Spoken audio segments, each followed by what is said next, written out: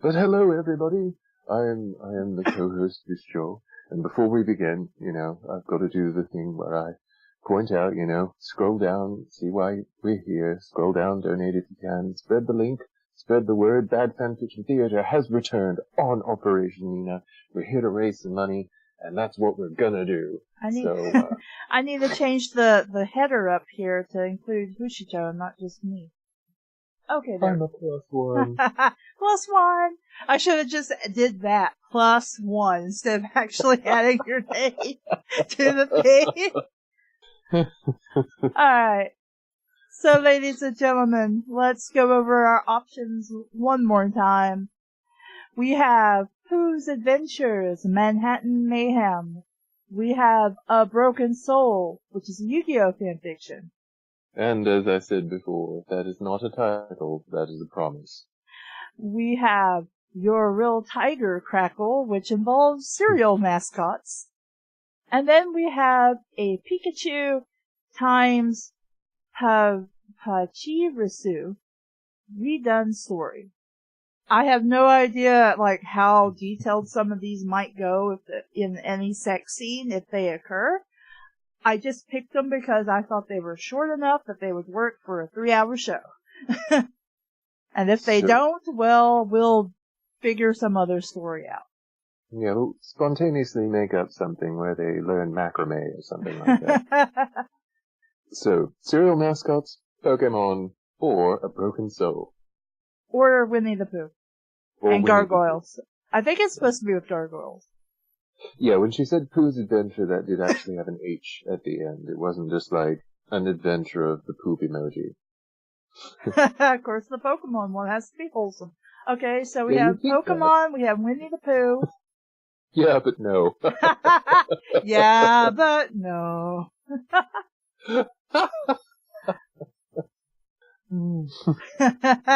Wait, Winnie the Pooh X Gargoyles? I posted in the Sherlock BBC Kink meme for a crossover where John was a gargoyle, and somebody started to write it, and then they just stopped, and I was so sad. And I was like, but we didn't even really go anywhere. We just got to Sherlock meeting Gargoyle John, and that was that. Oh, that is a shame. I always hate to get into I almost said a doujinshi, a fanfic, and then find out that there's no more of it. Cause right? Sometimes I'll go on Archive of Our Own, or just all around, any of the sites where people post fanfiction. I'll really get into a story, and then I'll be like, and there'll be more coming soon, and of course. And it's 4 years later, and you're like, fuck. Yeah, you're just like, well, maybe they're just working on it, and you scroll up and you find out exactly. See, that's what happened with Spiders. That's what happened with Spiders. And then there was an erased fanfic. I forget what that was called. With Spiders, they had just updated, yesterday, by the time I read this whole story through. And I was like, oh, cool, it's still being updated. So it's just, I'll wait for it. And then it's never had an update since. And I think Mom was still alive when I first read this story. So that's how long it's been since the story last updated. The erased story went for a year with no update, and then the author came back and was like, yeah, I kind of fell out of fandom, and apparently I had something written, but I don't really intend to come back, so here's the last bit I wrote, and maybe I'll get back to it, maybe I won't, sorry guys. And I'm like, well, at least it's something. Yeah, I mean, at least you know. At least you know not to just sit there and be like, are they ever gonna come back? Are they not? Yeah. Well, there was, a Petshop of Horrors fanfic. I can't remember what that story is either unless I go look it up. It was huge. It was so long. I thought she said, oh no, sorry, I'm sorry. No, that is what she just said. So, and, you could tell that they just kind of got, they wanted to tell, this great character fic about Leon, learning more about Leon and Leon becoming his own person in the story due to this case and his interactions with the pet shop and Count B. But they kind of lost their way clearly about halfway through the story, and they just got stuck with Leon at the pet shop interacting with everybody at the pet shop. And then they just kind of did nothing except random stuff that was super drawn out. Like Leon, listening to, T-Chan, who's, not a Manicore, a Totetsu, that's what it was. I couldn't think of it for a second. Who's a Totetsu telling him how to cook basically like steak and eggs for breakfast. Which in the story, Leon doesn't realize that he's eventually able to understand what the animals are saying to him. But that just kind of boiled down to, Leon doing stuff in the pet shop and nothing else. And then we had an update, and I was so happy because I was like, oh my god, update. And then it's been like another year of silence. And I'm like, what happened to the coming back and updating? I don't understand. Okay, so Pokemon and Winnie the Pooh. Any other votes? What about you, Hoshi? Out of the four, what would you rather read? I thought we were going to read something with Twilight in it, so... Oh, well, no, I said if all else fails, we'll do Twilight. Oh, okay. By the way, Hawkeye says hello to everybody. Hi, Hawk. Did I miss him chatting, or is he just generally saying hi? He was just in the, Bad Fanfiction Theater Discord. Oh, okay. Alright, well, if nobody else is gonna throw their hat in, Hoshi, would you rather read a Pokemon story or Winnie the Pooh with gargoyles? I feel like enough people want to hear about the Pokemon story that we should just get it over with. Okay, let me order these then. Then we'll read the Pooh and Gargoyles story. Alright, copy. And let me post that in the Discord. Oh, hi Hawk, I did not see you in there. Alright, I posted it in general chat. See, I'm learning thanks to Dave. I'm learning how to use Discord, because before I just went, screw this. I'll just stick with whoops. I didn't mean to change windows there. Now, Cryo, I also have to say, damn it, I've got that song in my head, and I'm gonna have to get,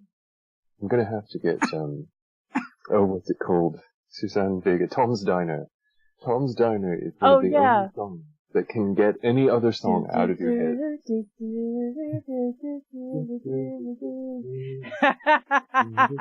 This is what the stream is going to evolve into. It's just going to be us doing Tom's Diner to the best of our recollection. You know what the funny thing was? Is that a few months ago, well actually, more than a few months ago, I was still in Knoxville. But I was at Target. Yeah. And I was looking in the linens. I was going to pick up something for my bed or something. I think I was picking up sheets or something like that. But I heard a woman singing Tom's Diner as she was working, and I went up to her and I was like, "Is that Tom's Diner?" And she was like, "Yeah." And I told her about the thing, that, in fact, Doc is the one that told me about this, but like, Tom's Diner is one of those songs that, at least for me and him and a lot of people we know, if you sing it to yourself, you can get any song out of your head. You just have to sing Tom's Diner long enough. I'll try to remember that the next time I have, Black Bottom by the Trogs stuck in my head. Okay. Hoshi, you want to start, or should I? Well, Again, I have no idea what the story contains, so we're just gonna go with it. One of the things that I remember from when we were doing this regularly is that anytime I actually started a story, it always ended up being just horribly bad. So you should probably start. We can switch off paragraphs. Yeah, okay. So, ladies and gentlemen, we are reading A Pikachu times Pachirisu, redone story by Wave3436 on fanfiction.net. I'll post it again in chat, just in case people missed it, and would like to read along. I'm sorry. What? I just randomly saw something in the story. Oh, okay. I had to look away. Okay. Which is already funny. One day in Forest, Okay, I'm gonna have trouble saying these. Bunnery. Bunnery? Yeah. Bunnery was walking around looking for Pikachu because she is annoying as hell. Okay. This is a vague statement because you did not clarify adequately. There may be two she's in here, so... Oh, well, that's okay, because I was looking at another story earlier, because I was like, could I use this for Operation Nina? And then she had a penis. And I went, yeah, probably not. Not because we're not friendly towards that, but because I think that was a little too graphic for what the kind of marathon we're trying to go for. She had a what? She had a dick. The opening character had a dick. But it was a she, and I'm like, I don't think this character is trans or anything, so I probably want to avoid that. But anyway, it's not a Tyrannosaurus Rex, so. Right. Oh, that was such a silly story. It was a good story. It was cute. And after a couple of hours, she found Pikachu lying around with Pachirisu, who made her pissed. Tongue sticky out face. She ran to where they were, and froze Pichirisu, I will say it eventually, with her ice beam. Please, Non, evolve your fucking Bunnery, please! That's what I saw. I stopped watching Pokemon pretty much before I really cared to get into it, so I have no idea who any of these guys are. Except for Pikachu. Then Pikachu woke up, because apparently he was sleeping, and wondered why Pichirisu was frozen. Then Bunnery, still pissed, blew up in front of his Pikachu, told her off. Doctologist asks, does this make any more sense if you understand Pokemon? And the answer to that is no, of course not. No, this is when you whip out your Celebi card. Celebi. Just go, yeah, but no. Yeah, but no. That's our classic. Which caused Bunnery to start crying, like a drama queen. But I thought Bunnery blew up. So how is he crying now? Wouldn't he be fainted or technically dead if he blew up? Maybe this means that he blew up out of rage or annoyance or something. Maybe. But it would be nice to be a little more clear about that. Yeah, I'm not sure what's even happening, but then that's not all that uncommon with these stories and me. Yeah. Pikachu then forgave her using... I don't think that's the right way to spell that, is it? Forgave? Yeah, that's right. Oh, it is? Okay, it just looks weird to me, I guess. Pikachu then forgave her. I don't see why. Then why did you put it in the story? You could have just not. Yeah, it's not like you weren't writing this story from your imagination. Like, if you didn't want to put it in the story, have Pikachu be like, no, like, jump on my dick, asshole. Yeah. And then Bunnery did her usual flirts and left. She flirted. Okay, I guess. Then, Pikachu tried to unfreeze Pachirisu, and after a couple of hours, he decided to use his Thunderbolt on Pachirisu, which worked, but Pachirisu was shivering and wondered who froze, which it was you, Pachirisu, then told her, and she got, Bunnery was ready to win Pikachu's heart? What? By freezing the entire forest into a winter wonderland. Why? I don't understand. Does Pikachu get off on, like, horrible cataclysms of nature? I wouldn't be surprised considering the fanfiction I read. Just... what the fuck? But she couldn't, because she didn't have blizzard. Then how did she freeze anything? How did she freeze whatever, little squirrel thing? Yeah, I mean, obviously she was not, in fact, ready to win Pikachu's heart by freezing the entire forest into a winter wonderland, because she couldn't fucking do it. But Anyway, she then realized to aim her ice beam at the clouds to cause snow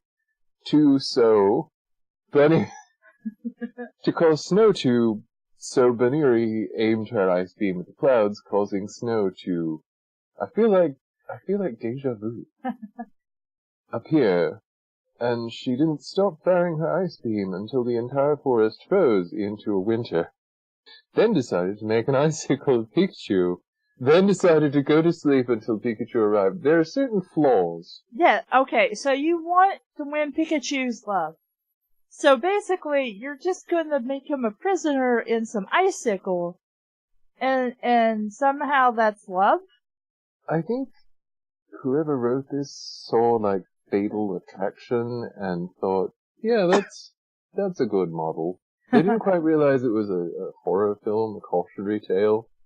You know, it's like the people that see 1984 and think it's an instruction manual. It's along the same things, you know, Glenn Close and Ice Pick.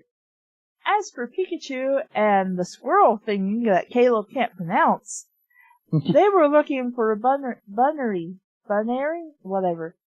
But they could not find. They then found the Eterna forest, which I thought they were in and already knew about, was completely frozen by bunnery, which they would have known since they were in there.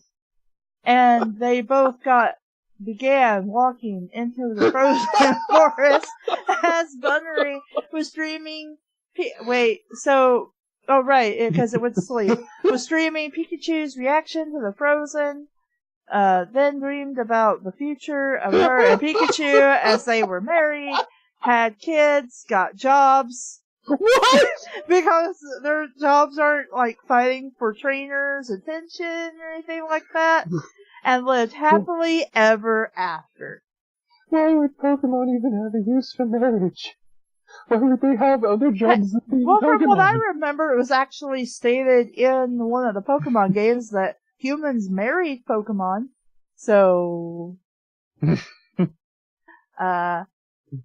but then she woke up after hearing trees falling down and toasted to a thunder as the Pikachu and the squirrel thingy that Caleb can't pronounce, combining their thunderbolts to unfreeze the forest, which really wouldn't work. It'd probably start setting shit on fire. Then she got pissed and asked Pikachu, "Do you like this forest? I made this especially for you, Pikachu, because I love you that much." Why would you ask that in a pissed tone? Like, why would you be angry asking that? "Do you like this forest, punk? Do you?" Well, do you? Better answer, damn it! Don't tell her just that he was wrong. This isn't harming English. This is harming the entire concept of narrative. And I have to agree. Pikachu then said, "Was it really worth destroying this beautiful forest just for your own selfish desire?" You fucking helped her! Like, it didn't just destroy itself. You guys set the thing on fire with Thunderbolt, probably. Let's be honest. Was it really worth destroying this beautiful forest just for your own selfish desires? This is why I don't love you. This is why I don't love you. You froze our friends. You froze this forest. You tried to kill me. I hate you, Baneri, and I always will. She didn't try to kill you yet. She just wanted to keep you as like an ice sculpture, which you don't know about yet. Like, that's a disturbing thing. That's like enemy in cutie honey territory. Sadistic and weird and... No, I just want Black Claw to be doing karaoke. I just want to see that scene. And just have the English dub over that, because it's Yami no Yugi. And I'm just like, hell yeah, I could get behind this weird ass shit. This is why I don't love you. You froze our friends, you froze this forest, you tried to kill me, I hate you, Baneri, and I always will. Note, I don't know how the anime coupling will turn out. My opinion on people. Baneri's heart then broke and filled with sadness and rage. "Come on, Pachirisu, let's go," said Pikachu. "I don't think so," said Baneri. "You broke my heart, you will never leave this forest alive," starts laughing. My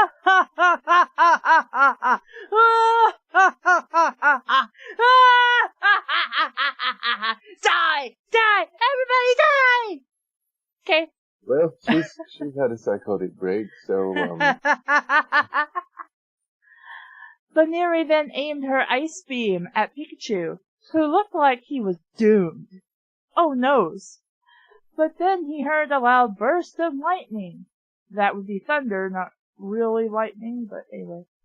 It was, the squirrel thingy that Caleb could not pronounce, who was pushing Baneri's ice beam, I about said ice cream, right back at a pile. Baneri started to freeze up. To her final words, she said, "I hate you, Pikachu!" She then,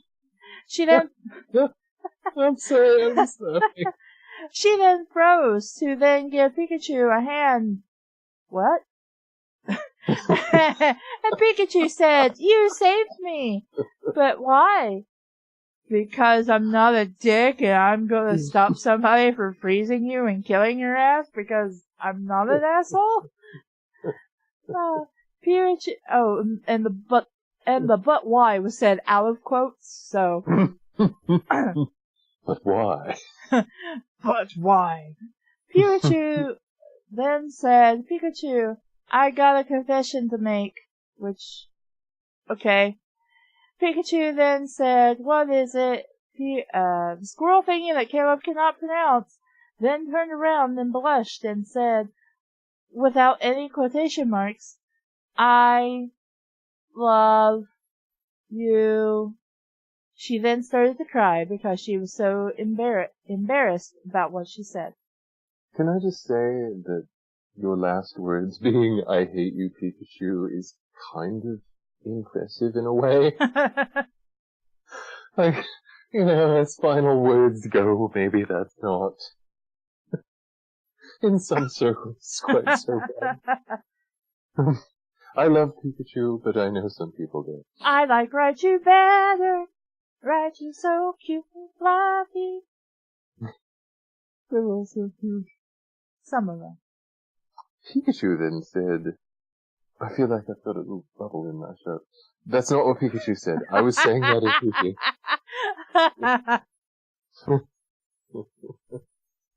Yeah, this would make sense in the original. Pika, Pika, Pikachu! It's clearly just lost in translation. Pikachu then said, "Is that what you've been keeping from me this whole time?" "Yes," said Pachirisu. Pikachu then said, "But why?" Insert your Ryan Reynolds gif here. Pachirisu said, "Because I was scared that if I told you, you wouldn't understand I do understand your feelings, I always have." Apparently Pachirisu had a psychotic break too, and has multiple personalities in the middle of the sentence. Maybe that's what's going on. He's Pikachu and the thing I cannot pronounce. And what the Bunnyeri actually liked was this one Pokemon that was having an identity crisis.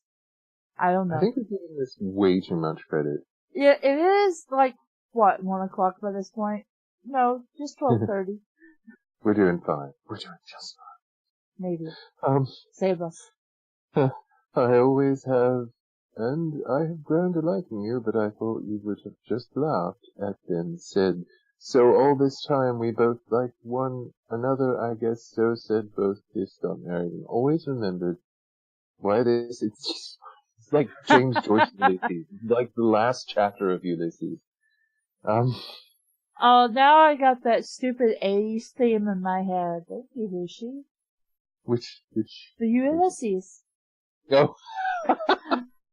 Like, as soon as you said that, Ulysses, I was just like, ah! No, this is a very different Ulysses. But yeah, and always remembered why they still loved each, even go to the spot where they first kissed every year. And yes, I said, yes, I will, yes. Yes.